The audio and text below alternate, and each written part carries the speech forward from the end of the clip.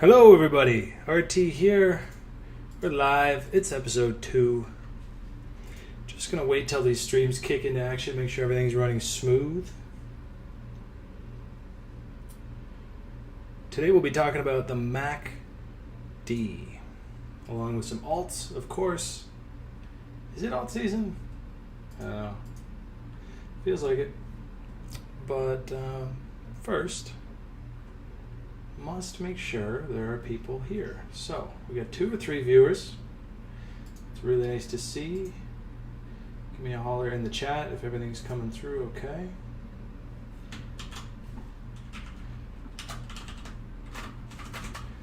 And there we go. And one more. Going live. All right. So who have we got here? Let's take a look at the old Chatsky. Say hi on YouTube if you're there.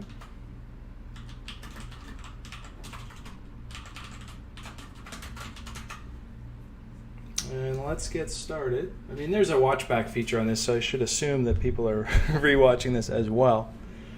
And it's just a whole lot more fun when you're actually talking to somebody. A really nice showing on Monday, which was great. And it was an oddly quiet week yesterday. I found last night it was a little quiet on social media.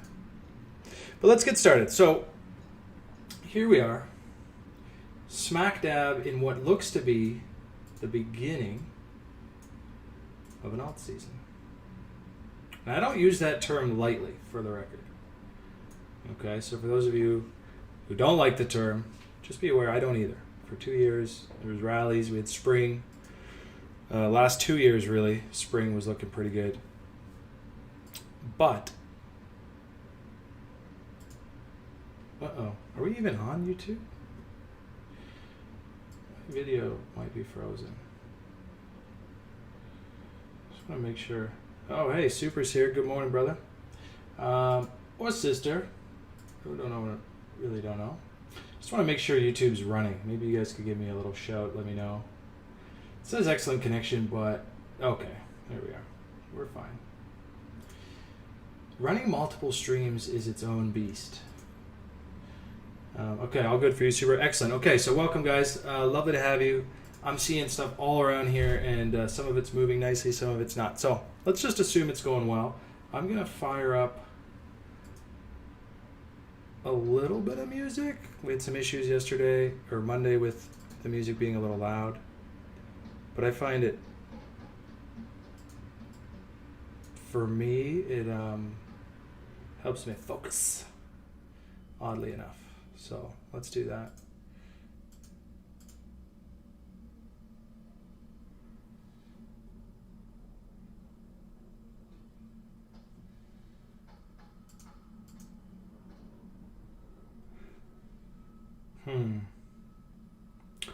Okay.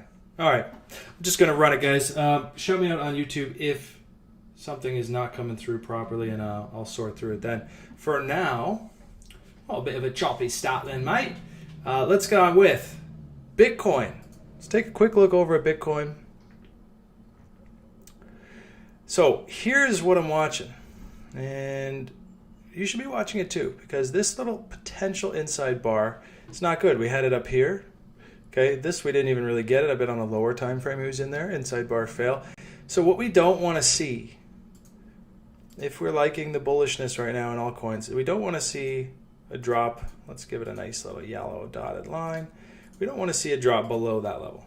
Okay, that would confirm an inside bar fail, and that'll probably give us a fairly accelerated move down, likely tapping here first. Okay, so keeping an eye on that. In fact, I'm going to set an alarm there, 9203. I'll put it below the friendly round number. So let's give it a 91.99. And I'll call that inside bar fail.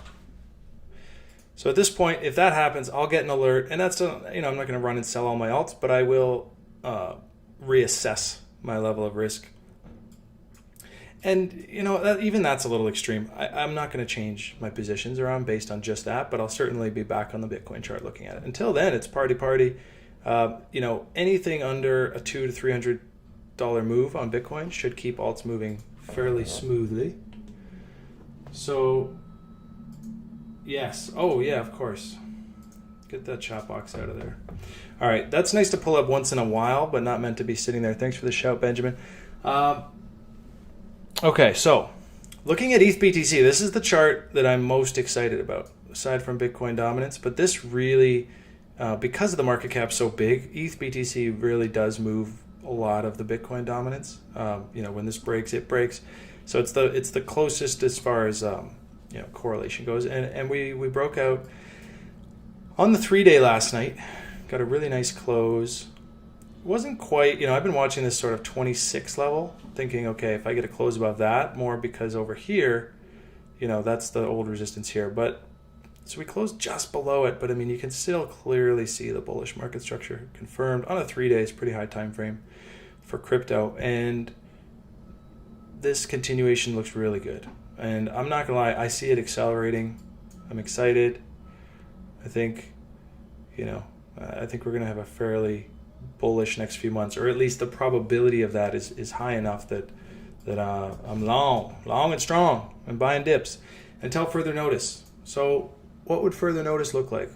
Well, we got this trusty altcoin dominance or Bitcoin dominance chart, and further notice for me is bullish market structure going the other way. So when Bitcoin says, okay, I'm stopping losing my market share and I'm going to start putting in a base, I'm going to break out and go the other way, that's when I will start reeling it in on altcoins. Of course, the altcoin charts might tell their own story, and there's going to be some individuals that look ready to roll, or they're smashing into resistance and rolling over.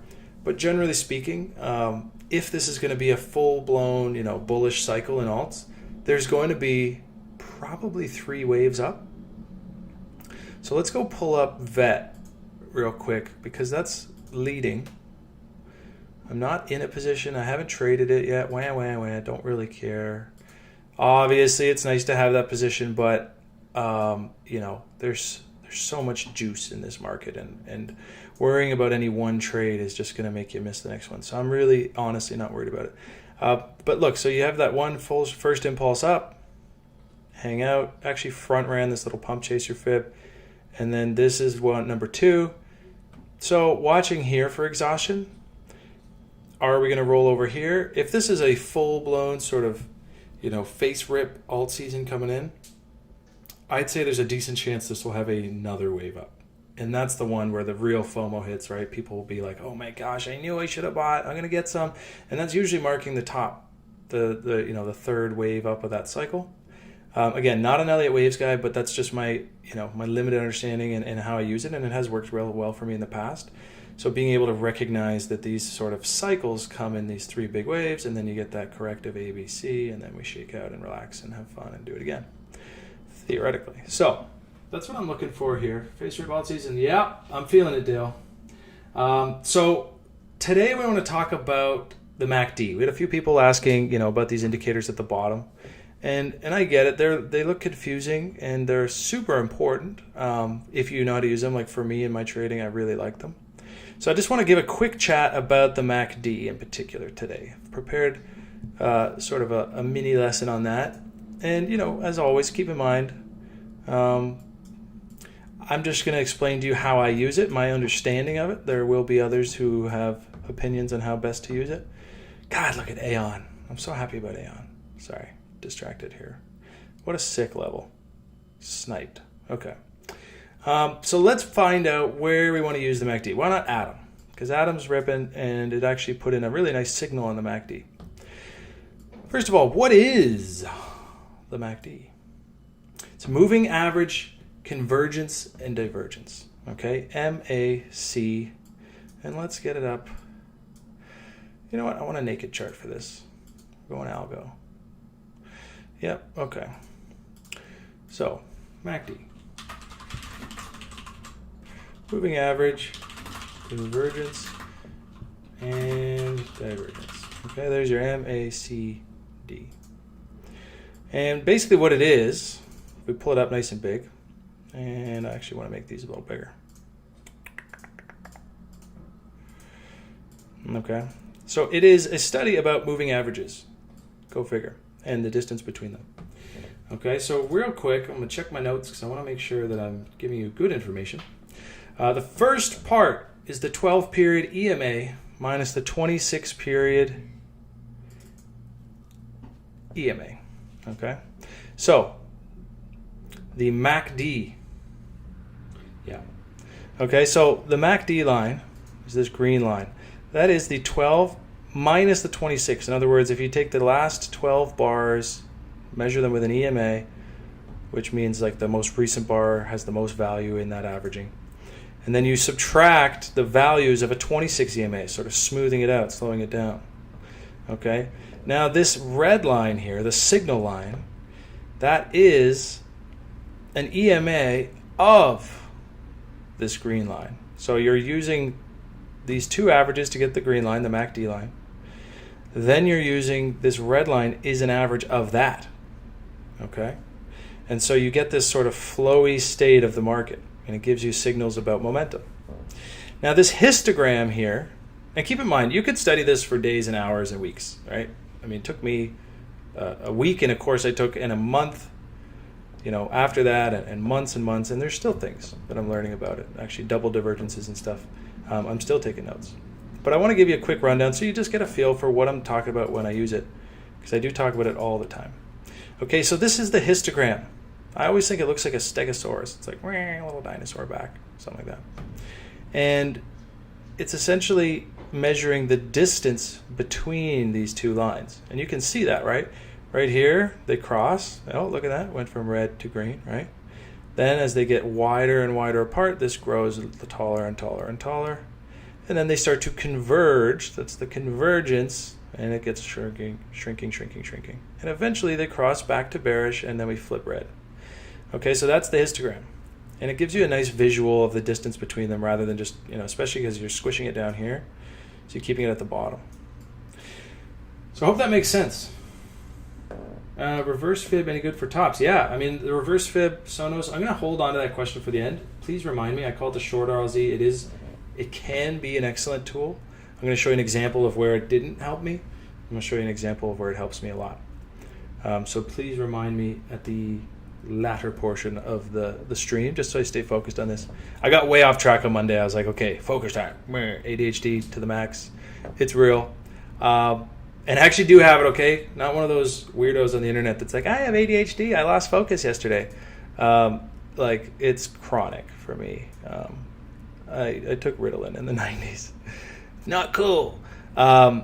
Basically drugs for children. Okay, so let's move on. Back on track, Sonos. And the MACD really is about measuring momentum. So price is moving up. Is it strong? Is it weak? We look at these, kind of like the internals, measuring the internals of the move to decide if it is speeding up, slowing down. Is it time to say, I want to get into this asset because it's looking like it's ready to change directions? Or maybe I'm already long and I want to know, is it time to start chipping away at my bag and taking some profit because it's getting weak? And so that's what these momentum indicators can be used for. And there's a whole bunch of them. And they all slightly measure different ways, but they generally measure the same thing. And when you combine a bunch of them, it can give you a slightly stronger signal, but they all really just equate to one reason or one way of thinking about the market, which is about momentum. So I want to find you a good example. Let's go back to Atom. So as it applied here, and it actually, as you can see, it worked really nicely. So we had the move down. It's a long downtrend. It actually peaked basically on Christmas Day or Boxing Day in Canada here. And we've just been trending down. And I'm looking for signs of reversal. I want to buy this thing near the bottom, and I don't want to just buy it because it's down. Right? You hear people say that all the time. It's so cheap. I'm just going to buy more. But that's cool. What if it keeps going down? I just remembered a really gross example of this. It's not even a crypto, but what? Look at this. The weed stocks went crazy, and my buddy was obsessed with this ISIL one. And, whatever. He actually killed this weed thing. He was getting long on weed way back here. So he did okay, but he fell in love with this thing, and he just kept buying it. He's like, well, I'm going to keep averaging down because that's, the professional thing to do. And, bless him, he's a smart guy, but he hasn't taken too many courses on trading and that. And so he wasn't really looking at charts. He was like, well, it's just cheaper, so I'm just going to keep buying. And so by here, he has this monster bag, and he's feeling like an absolute champ. But there was no signs of divergence. There was no signs of bottom market structure. So yes, he's getting a nice deal compared to the guy yesterday, but is it ready to reverse? Why buy it until you see that it's slowing momentum and it's reversing? And as you can see here, this thing is worth 5 cents. 5 cents. Let me say it again. 5 pennies. He was averaging at $8, $5, $3, $2. And what do what can he do now? I actually did get into this a little bit here, right? Because on the higher time frames, I was seeing little bits of divergence. I thought, he likes the cut. But then I cut my bag right here. I just had an alert, and I was like, nah, getting out. And at the time, he's like, come on, it's under $1, bro. But again, so it's not about knowing what asset you want, and timing is important. And so the MACD gives us an idea of when that might happen. So look, we're making lows. Down here, we've got a little base put in, right? We had some support. It broke down. But the momentum was not as fast. It actually slowed. So we had a higher low on the MACD, indicating that the momentum of the move down, the divergence between these two EMAs was actually less here than it was here. Okay? So hopefully you kind of get that visual and they get that concept. I know this is a very cut and dry quickie, if you will. But just to give you a little idea, so how you can use this, looking for divergence. You want to see price continues doing what it's been doing, but suddenly the MACD is slowing. And you're going to get, it's not a complete system. You're going to get false signals right here. It is slowing. It's not really a false signal. It did reverse for a little bit, right? And we had that bullish divergence. Right? Bullish because price looks really bad, it's going down, but the MACD internally is actually like, wow, the momentum's here, moving kind of, slowing down. And then once it crosses over, it actually confirmed bullish divergence way over here. So you actually kind of had it come in here as well. Okay, so potential and confirmed. Let's get a quick chat in about that. So another way to think about the MACD, and this actually helped me a lot. If you understand market structure, actually we retweeted something the other day. It was a really good explanation of just the M's and W's and reading that. So if you haven't, check our Twitter feed for market structure from, I believe, I won't guess his name because I'll get it wrong, but it's on there. It's like 8 tweets ago. So I'm going to show you what it looks like with lines because that can really help. And for the purposes of this, I will get rid of these. Okay, so just like you look for market structure in price, you can look for market structure in a MACD. So you have that low, you have the high, higher low, break, market structure, right? So this is where, in this case, the MACD confirmed its divergence, just like price, okay? And you can use this in RSI, like this, the concept of structure, right? It's just bullish. It's higher highs and higher lows. Okay, so in this case, you had a potential divergence until here. So it wasn't until here that the MACD confirmed its bullish divergence. And look at that. It was right as the market confirmed its price structure. It doesn't always happen that way, but in this case it did. And so you might say, okay, well, the location is good, right? I mean, it's making new lows, so this wasn't the hottest one, but generally speaking, it's low on the chart. It's not like an overbought thing. And even the Willie was oversold, right? Then you got that bullish market structure, or bullish divergence potential growing. Then you had the confirmed bullish divergence once this broke, right as the price structure did the same. So, my trading plan would say, yeah, I can buy a long here, I can take a long here, I can wait till it breaks, get that retest. And so far it would have aged fairly well. Although in this market, doesn't this just look weak? But, you got to trade your plan. So that's a quick look at the MACD. I hope that helps. Again, this is stuff that if you really want to learn, you've gotta put in work. Humans. I was reading this really good book, by the way. Shout out to James Clear and Atomic Habits. I have the actual book somewhere, but it was an audio book I was listening to as well. And he talks about, humans are like, they follow the same rules as physics. They always want the path of least resistance. I want to get the most and I want to do the least.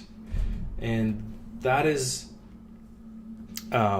it's no different in trading. People want to, generally, they want to make all the profits. They want to do really well. They want to get rich. But you tell them to go and read this book and they're like, wow, that's a lot of work, right? And I always thought, like, what if someone sat you down and just said, in 10 years, you could have $5 million? Whatever. I'm not saying someone could have that, but what if someone sat you down and said that? I believe that. I honestly believe if I, change my life, change my habits, go to sleep a little earlier, wake up, go for a run, work out, eat well. Like if I do all those healthy things, because I didn't always do that, and I focus and I read and I spend money in appropriate ways to educate myself, and then I practice and I stay disciplined.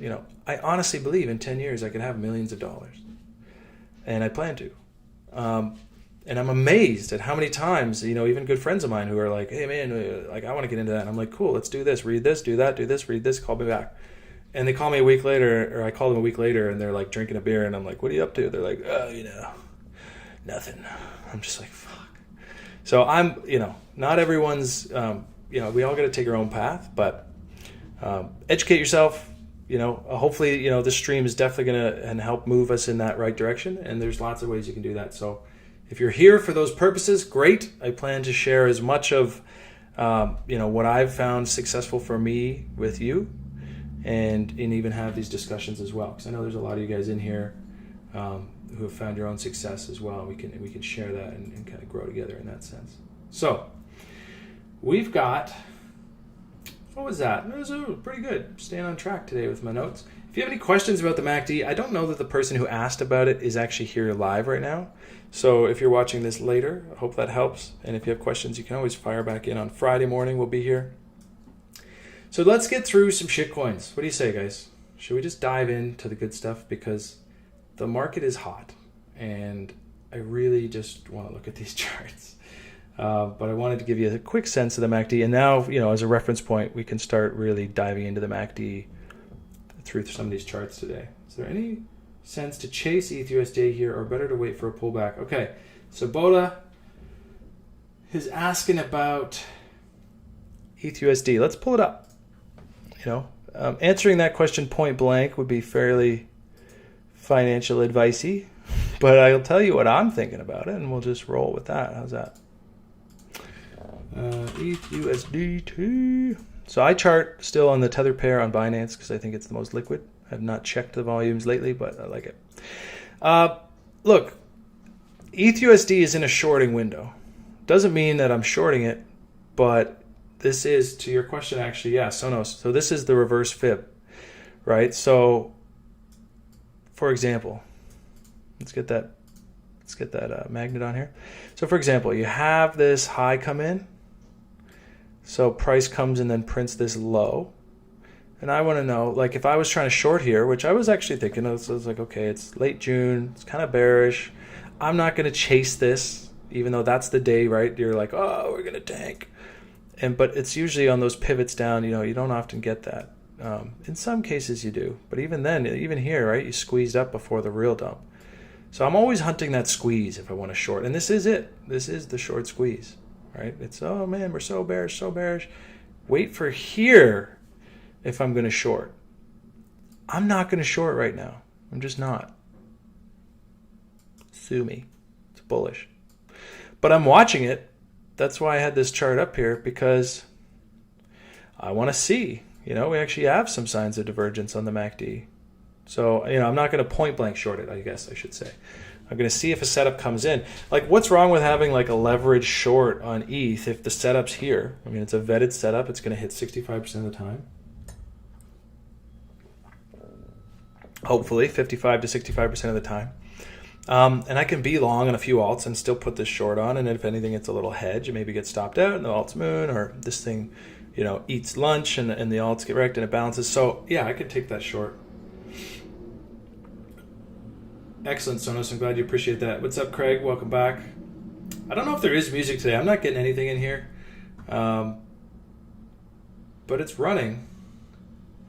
It's running on my computer, so we'll see. Craig is my music man. Oh, there it is. Maybe that's it. We'll see. I don't know.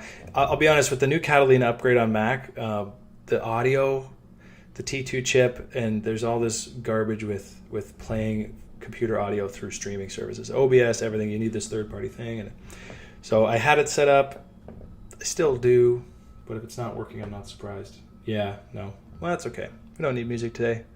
Music had its fun. So right here, you've got price making a higher high. The MACD is making a lower high. So it's a really good example of what the divergence looks like. And that's, it makes sense, right? We had the big break up. There was a lot of space here, so the MACD histogram is quite high up. But as it starts to roll over or begin to roll over, you get a lower high. So momentum is slowing on this move up. So what am I looking for if this was going to be a short? And really your question is to chase USD. Yeah, so definitely on a purely technical point of view, if your goal is to trade, I would never chase this as far as longing it goes, because you do have, it's not a buy zone, generally speaking. It's pretty high up in its thing. Now, and this is the caveat, right? It could always moon, right? It's probabilities and possibilities. It's possible that we just run to 300. But on a sort of nuts and bolts, odds on the numbers kind of way, is this a profitable place to be buying something, hoping it goes up? No. Just like this is not a profitable place to be selling things, and look at what happened, right? Because there is divergence. So how that would paint, ding, ding. And then you've got here. So this is potential. It's not confirmed, right? Because this could continue on. So what we'd want to see in the MACD, if we want to say this is a confirmed divergence, is for it to cross back red. And again, you can visualize that with the lines. Okay, real quick, because it's MACD day today. Right, so you've got, you've got that structure working. So you got the and you want to see it break to get that sort of confirmed M. Does that make sense? Yeah, Igor, good to see you, bro. We got to get over that 240. Yeah, well, 250 I think is the big number, Casper, but certainly 240 comes first. Can't deny that. If I know my numbers.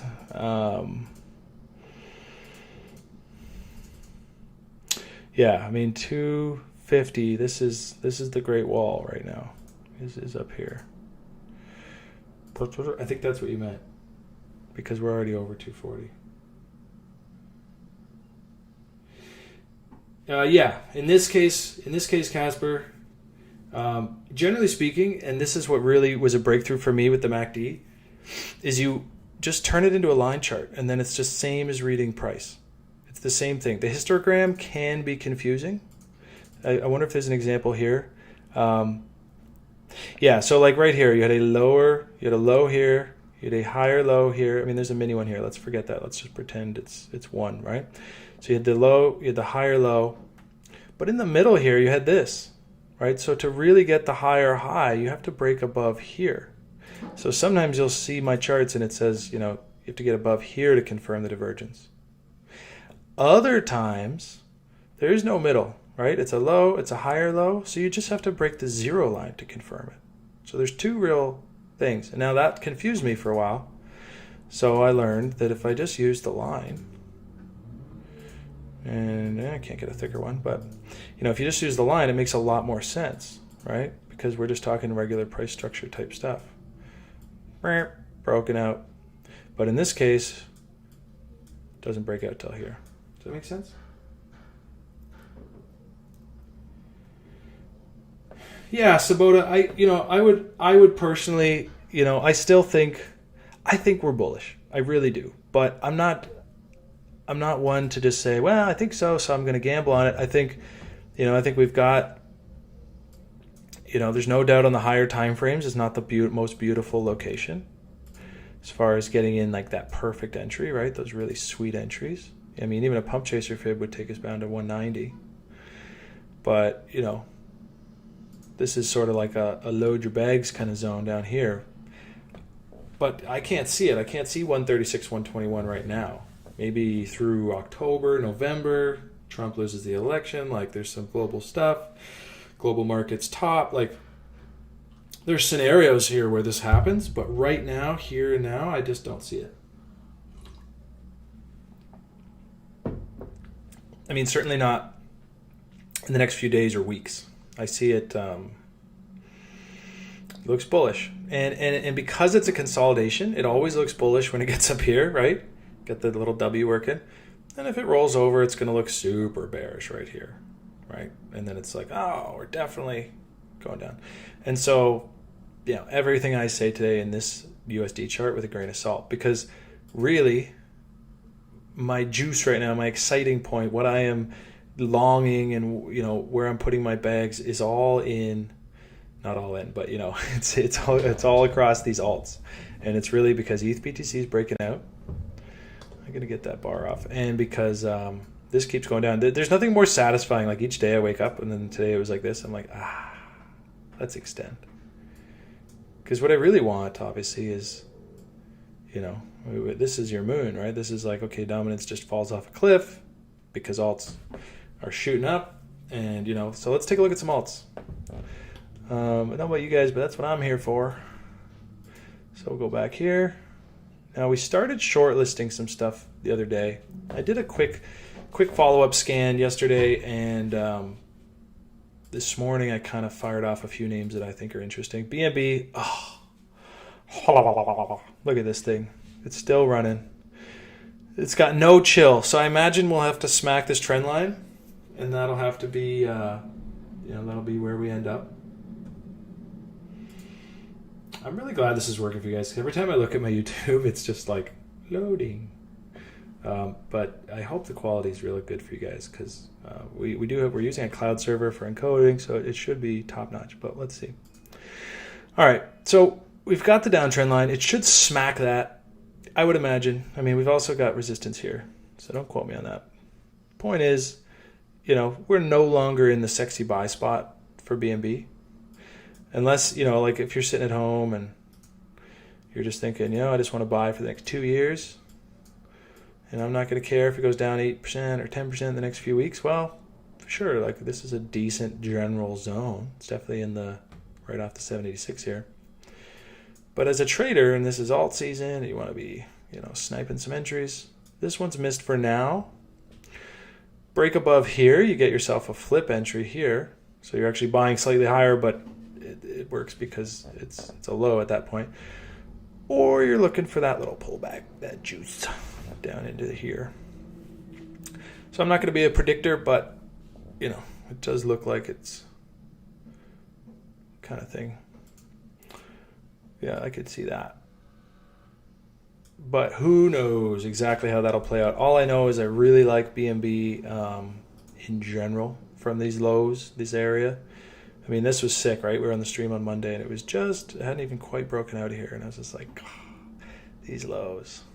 Happy to report I actually traded it this time. After getting a setup here, not taking it, getting a setup here, not taking it. Third time's a charm, right? So let's just see. Still lots of work to be done.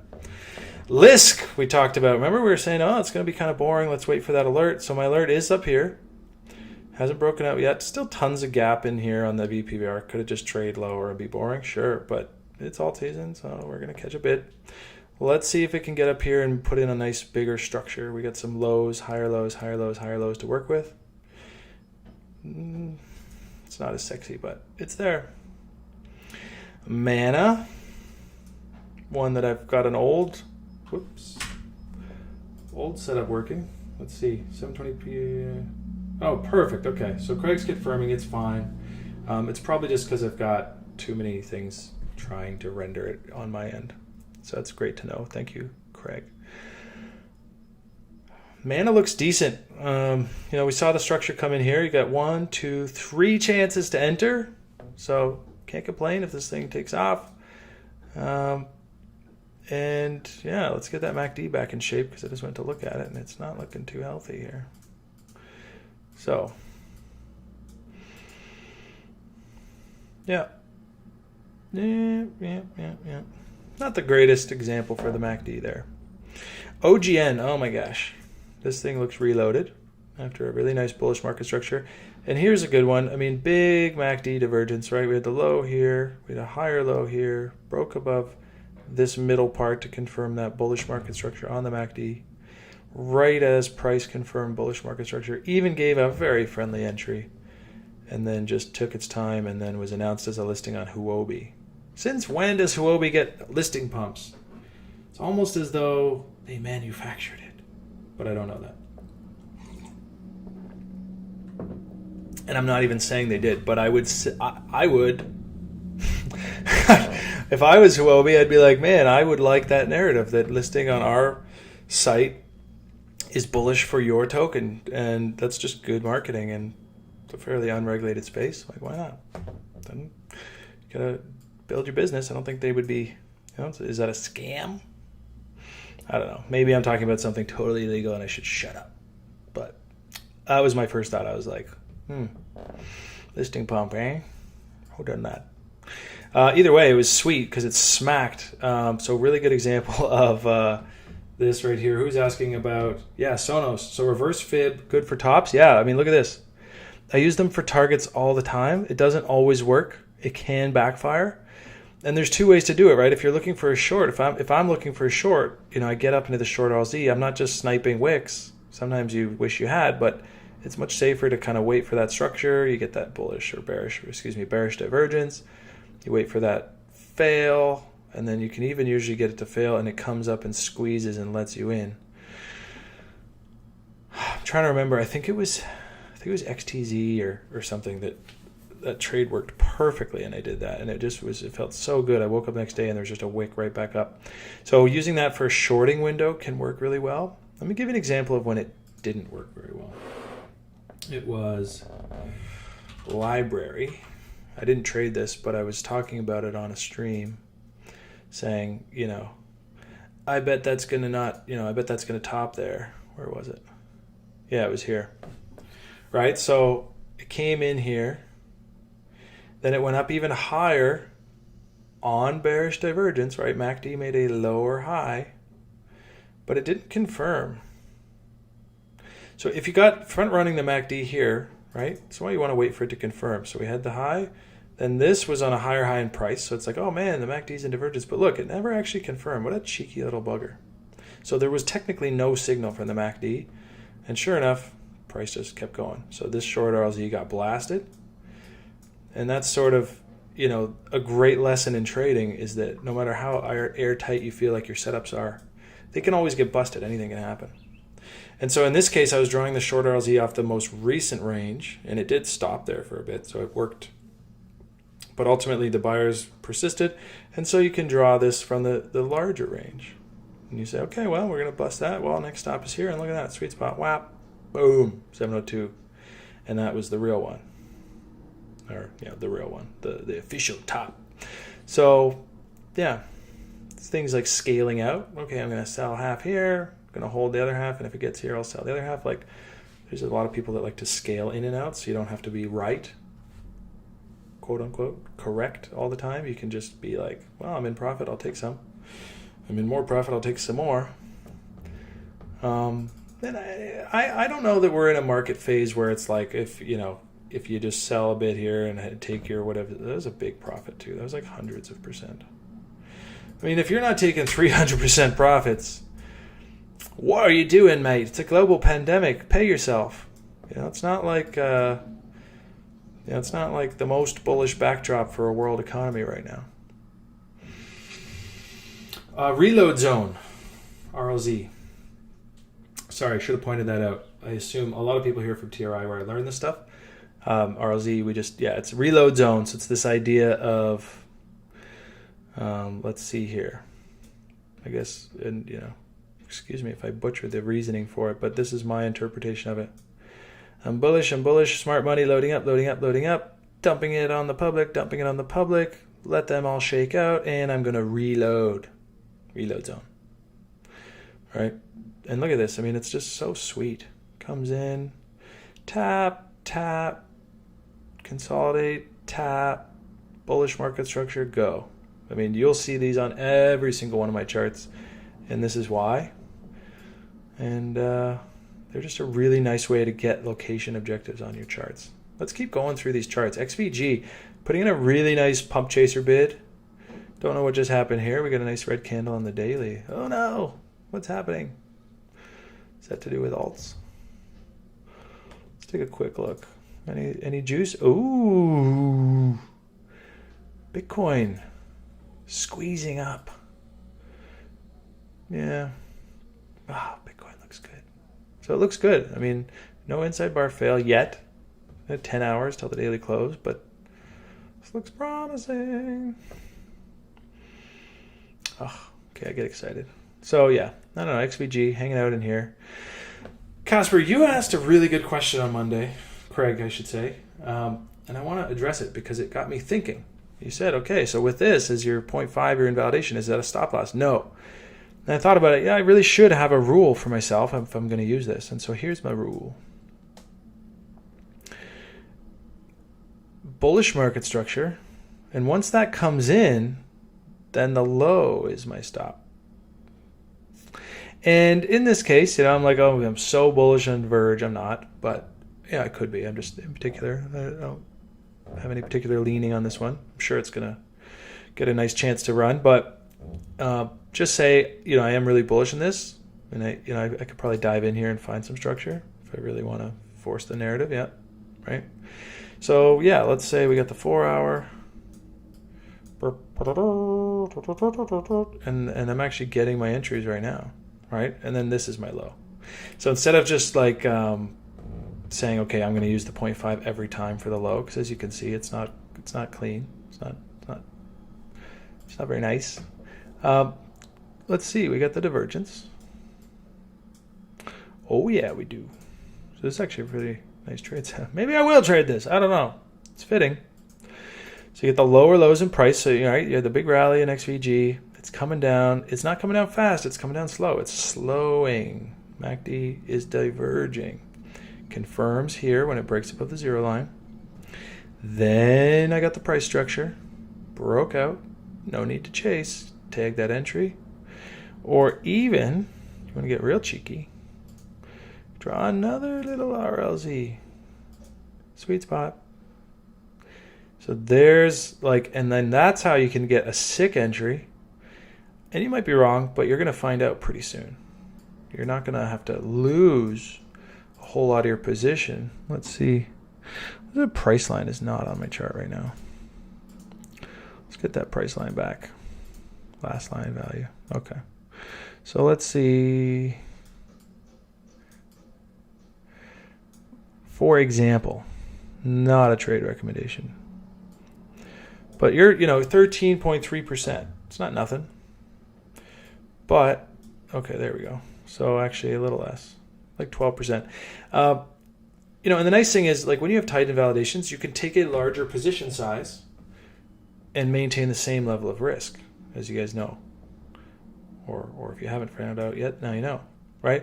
So if I want to risk 1% of my trade account, let's just say I have $10,000, and the most I want to risk is $100 because I don't want to get wrecked, right? I want to make sure I'm here for 5-10 years, right? I want to make $5 million. So you shouldn't be risking a whole lot on any one trade because they go wrong all the time, like 45% of the time, even if you're pretty good. So I'm risking $100 here. And that's 12% of my position. So, you know what? Let's do that. Let's go check out Casper's position size calculator. Craig, take a bow. This is your baby. Actually, he's here with us in the live stream. Programmer, smart guy. And he made us this. So I can put the link if you guys want it. I'm assuming I'm allowed to share, right, Craig? Hope so. It'd be awkward if I wasn't. But you're right here. So let's do this. A lot of people want to know, how do I measure my positions? I actually use this all the time. It's really nice, handy tool. So our entry is, again, on this theoretical trade, 74. Let's say, okay, You could probably have just done this without all the zeros and treat it like dollars and can't translate, but just to be safe. And stop loss is 65. Now that's the low, so I actually want to go 64. If it tags the low, yeah, whatever. So 64. Okay, now I want to risk 1% of my account, and let's pretend my account's $10,000. Forget this, we're not on leverage. So my position size in Bitcoin is that 0.0794, we'll call it. So that's how much Verge I need to buy if I want to go long here, and I only want to risk 100 of my $10,000. 0.07 whatevers. Okay, so what is that? That's 0.07, what was it? 94 times 0.00000074. Oh, I messed up. On the spot math, I messed up. You gotta divide. Whoops. 94 divided by 0.00000074. So I can buy 107,297 Verge if I want to do this, risking 1% of my account, right? But let's just say I know next month Verge is going to announce something. Pornhub 2.0. They got a big thing cooking and everyone's hype, and I think it's going to do really well. Oh, I want to get saucy. I'm going to risk 2% of my account. Okay, basically just double.